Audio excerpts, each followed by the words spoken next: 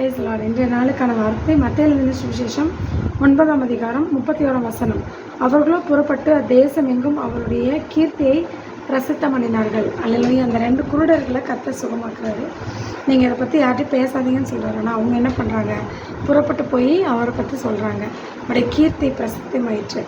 அப்போ நம்ம ஆண்டவரை அனுபவித்திருக்கிறோம், அவருடைய நன்மைகளை சுதந்திரத்துக்கிறோம். அதை குறித்து நம்ம மற்றவங்ககிட்ட சொல்லாமல் இருந்தால் சரியாக இருக்குமா? நம்ம மற்றவங்ககிட்ட சொல்லணும், ஆண்டவர் எனக்கு இந்த நன்மை செய்தார், அல்லேலூயா. அப்படி தான் சுவிசேஷம் அறிவிக்க முடியும். அல்லேலூயா.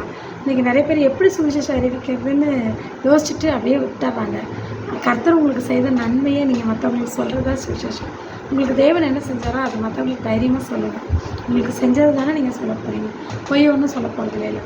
நீங்கள் சொல்லும் பொழுது தேவனுடைய நாமம் மகிமைப்படும். அதுவே உங்களுடைய ஊழியமாக இருக்கட்டும்.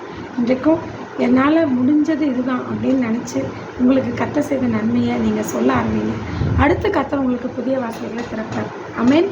God bless you.